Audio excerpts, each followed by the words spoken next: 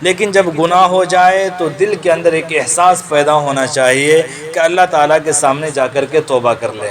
کوئی آدمی پوری زندگی گناہوں میں گزار دے، کفر میں گزار دے یا شرک میں گزار دے، زندگی کے کسی بھی مرحلے میں جا کر کے دل میں اللہ کا ڈر پیدا ہو جائے اور اللہ تعالیٰ سے اخلاص کے ساتھ توبہ کر لے تو اللہ تعالیٰ پچھلے تمام گناہوں کو معاف کر دے گا۔ یہ اللہ تعالیٰ کی بڑی صفت ہے۔ ایک حدیث میں اللہ کے نبی صلی اللہ علیہ وسلم نے فرمایا لو بلغت ذنوبک عنان السماء فاستغفرتنی، کہ اگر ایک آدمی گناہ کرے اتنا گناہ کرے کہ زمین سے لے کر آسمان تک یعنی پوری دنیا کو گناہوں سے بھر دے، پھر ایک بار صدق دل سے اللہ تعالیٰ سے معافی مانگے تو اللہ تعالیٰ فرماتے ہیں کہ میں اس کے گناہوں کو معاف کر دوں گا، مجھے کوئی پرواہ نہیں ہے۔ تو جب بھی گناہ ہو جائے تو اللہ تعالیٰ سے معافی مانگ لے۔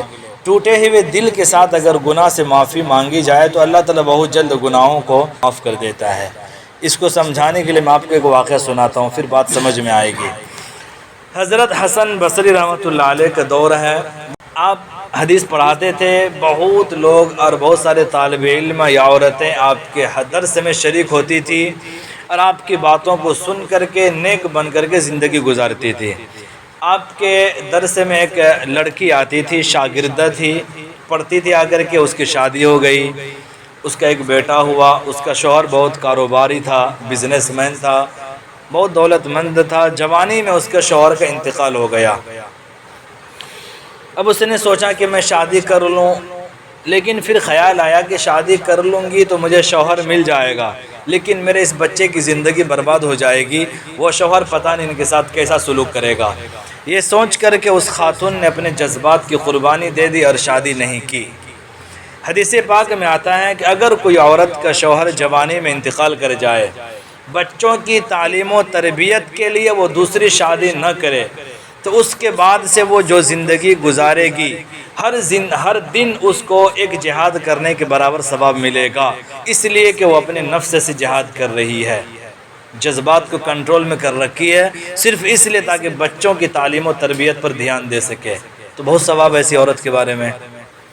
تو اس خاتون نے دوسری شادی نہیں کی، اس کا بچہ بڑا ہو گیا، دولت مند تھا، مال و دولت کی کمی نہیں تھی۔ جب جوان ہو گیا تو اب ماں اس کو سمجھاتی تھی بیٹا نیک بن کر کے رہنا ہے، دنیا میں عیاشی نہیں کرنا، گناہ نہیں کرنا ہے، لیکن وہ بچہ جب گھر سے باہر جاتا تو جوانی کے نشے میں مست تھا، دولت کی کمی نہیں تھی، جا کر کے سب گناہ کرتا تھا، شراب کا عادی بن گیا، بہت سارے گناہوں میں لگ گیا۔ جب گھر آتا تو ماں اسے سمجھاتی، تسلی سے بیٹھاتی، بیٹا نیک بن کر کے رہنا ہے، اللہ تعالیٰ کی نافرمانی نہیں کرنی ہے۔ اور جب وہ عورت آتی تھی حضرت حسن بصری کے درس میں تو بیٹے کو لے کر کے بھی آ جاتی تھی۔ اب حضرت ان کو کئی گھنٹے سمجھاتے تھے لیکن دل پر کوئی اثر نہیں پڑتا تھا۔ اس کی ماں پھر لے کر کے آ جاتی، پھر اسے سمجھاتی، وہ بچہ پھر گھر سے باہر جاتا تو کئی ہفتوں گھر سے باہر رہتا، کئی ہفتوں کے بعد گھر ملنے کے لیے ماں سے آتا۔ ماں اس کو پھر سمجھاتی بیٹا یہ بری بات ہے، شراب وغیرہ نہیں پینا ہے، لیکن جوان آدمی سمجھتا نہیں ہے، جوانی کے نشے میں مست ہوتا ہے۔ اس کو لے کر کے وہ خاتون حسن بصری کے پاس آتی، حضرت حسن بصری سمجھاتے لیکن کوئی اثر نہیں ہوتا۔ حضرت اب سمجھ گئے کہ شاید ان کے دل پر اللہ نے اب مہر لگا دیا ہے۔ اللہ تعالیٰ کی ایک عادت ہے، ایک گناہ آپ بار بار کریں گے، سمجھایا جائے نہیں مانیں گے، پھر آپ کے دل پر اللہ مہر لگا دیں گے، پھر آپ ہدایت کے راستے پر نہیں آ سکتے ہیں۔ كَذَلِكَ يَطْبَعُ اللَّهُ عَلَى كُلِّ قَلْبِ مُتَكَبِّرٍ جَبَّارٍ، اسی طرح اللہ تعالیٰ ہر ظالم اور تکبر کرنے والوں کے دلوں پر مہر لگا دیتا ہے۔ تو حضرت حسن بصری کے دل میں خیال آیا کہ شاید اس بندے کے دل پر اللہ نے اب مہر لگا دی، اب یہ بندہ سیدھے راستے پر نہیں آ سکتا۔ لیکن ماں تو ماں ہوتی ہے، پوری دنیا کی ایک یہ عادت ہے کہ وہ اچھوں سے پیار کرتی ہے، لیکن ماں ایک ایسی شخصیت ہے کہ اولاد بری ہو جائے تب بھی ماں اپنے بچے سے پیار کرتی ہے۔ تو ماں سمجھاتی رہی، بچہ باہر سے گھر آتا، ماں دروازہ کھولتی، کھانا بنا کر کے کھلاتی۔ کئی سال گزر گئے، اس بچے کو ایک بیماری لگ گئی، دولت بھی بہت ختم ہو چکی تھی، ماں لے کر کے ڈاکٹر کے پاس گئی، ڈاکٹر نے کہا کہ یہ بیماری ایسی کہ اس کا کوئی علاج نہیں ہے۔ اب وہ نوجوان لڑکا بستر سے لٹ گیا، اب اس کو بستر سے اٹھنے کی طاقت بھی نہیں رہی۔ ان بیماری کے دنوں بھی ماں تکیے کے پاس بیٹھ کر کے سمجھاتی تھی بیٹا تم نے بہت گناہ کیا، دیکھو آخری وقت ہے، توبہ کر لو، اللہ تعالیٰ گناہ معاف کر دیتے ہیں۔ تو اب بیماری کے اس عالم میں آخرت کے سارے مناظر سامنے آنے لگ گئے۔ اب اس بیٹے کے دل پر ماں کی بات اثر کر گئی۔ اب اس بیٹے نے کہا امی میں توبہ کیسے کروں، مجھے تو کچھ پتہ نہیں ہے۔ اب ایسا کیجئے کہ حسن بصری کو بلا کر کے لے آئیے، اس لیے کہ میرے اندر چلنے کی طاقت نہیں ہے اور آپ مجھے اٹھا کر کے لے کر جا نہیں سکتی۔ آپ ایسا کیجئے جائیے حضرت حسن بصری کو بلا کر کے لے آئیے، اور اگر ہاں ان کے آنے سے پہلے میری موت ہو جائے تو آپ ان کو کہہ دیجئے گا کہ وہ میری نماز جنازہ پڑھا دے۔ اب یہ خاتون روتی ہوئی گئی حضرت حسن بصری کے پاس۔ دوپہر کا وقت، حضرت کھانا سے فارغ ہو چکے ہیں، قیلولہ کریں گے چونکہ اس کے بعد پھر حدیث پڑھانا ہے۔ دروازے پر آئی، دروازہ کھٹکھٹائی، حضرت نے پوچھا کون؟ وہ کہنے لگی میں آپ کی شاگردہ اپنے بیٹے کے لیے ایک فریاد لے کر کے آئی ہوں، بیٹا بیمار، آخری وقت وہ توبہ کرنا چاہتا ہے، آپ چلیے تو ان کو توبہ کرا دیجئے۔ حضرت سوچے پوری زندگی اس نے میرا وقت برباد کیا ہے، اب بھی وقت برباد کرنا چاہ رہا، مجھے دھوکہ دے رہا ہے۔ اس نے کہا دیکھو میں نہیں جا سکتا، میں اپنے وقت برباد نہیں کر سکتا۔ تو ماں کہنے لگی اصل میں اس نے ایک نصیحت اور بھی کی ہے، اگر آپ کے جانے سے پہلے ان کا انتقال ہو جائے تو اس نے کہا ہے کہ آپ ان کے نماز جنازہ پڑھا دیں۔ حضرت حسن بصری نے کہا کہ پوری زندگی اس نے ایک نماز ادا نہیں کی، شراب میں گزار دی، میں ایسے بندے کی نماز جنازہ نہیں پڑھا سکتا۔ اب ماں تو ماں ہے، ایک طرف استاد کا انکار، دوسرے طرف بچے کے ٹینشن، ماں ہزاروں قطار روتے ہوئے گھر گئی۔ بیٹا بستر مرگ پر لیٹا ہوا موت کے انتظار میں ہے۔ اس نے دیکھا کہ ماں بہت زیادہ روتی ہوئی گھر آئی۔ بیٹے نے پوچھا امی کیا ہوا؟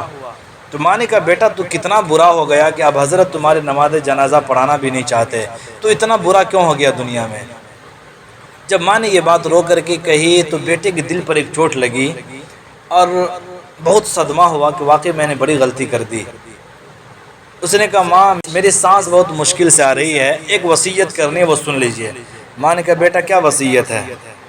کیا عجیب وصیت تھی۔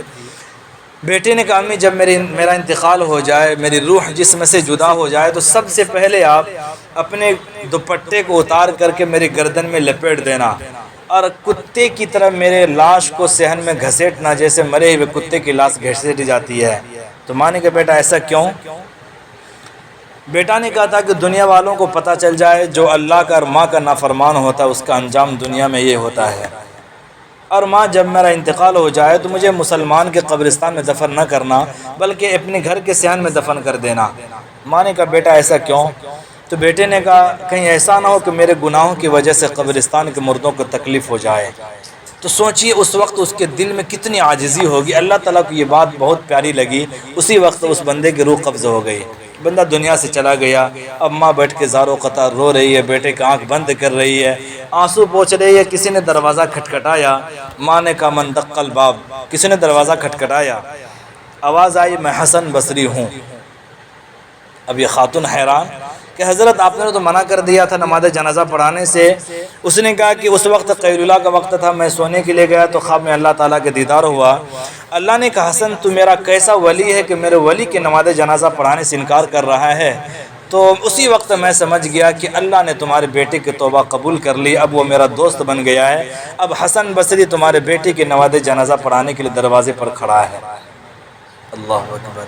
یعنی انتقال سے چند منٹ پہلے ٹوٹے ہوئے دل کے ساتھ اس نے توبہ کی تو اللہ تعالیٰ نے پوری زندگی کے گناہوں کو معاف کر دیا۔ ابھی تو ہماری زندگی کو امید بھی ہے، ہم لوگ اگر آج کی رات بستر پر جا کر کے وضو کر کے بیٹھیں، چند منٹ آنکھ بند کر کے اللہ تعالیٰ سے جتنے کبیرہ گناہ کیے ہیں سب کو یاد کر کے سچے دل کے ساتھ توبہ کریں تو انشاءاللہ اللہ تعالیٰ ہماری توبہ بھی قبول فرمائیں گے، اور کل کی جو صبح ہوگی ہماری زندگی کی ایک وہ نئی صبح ہوگی۔ تو انشاءاللہ ہم لوگ توبہ کریں گے۔ وَأَنِيبُوا إِلَىٰ رَبِّكُمْ، اور تم اللہ تبارک و تعالیٰ کی طرف متوجہ ہو جاؤ اور فرما بردار بن جاؤ، اس سے پہلے کہ اللہ کا عذاب آ جائے پھر تمہاری مدد نہ کی جائے۔ یعنی یہ توبہ کرنے کا وقت کب تک ہے؟ جب تک کہ تمہاری زندگی ہے۔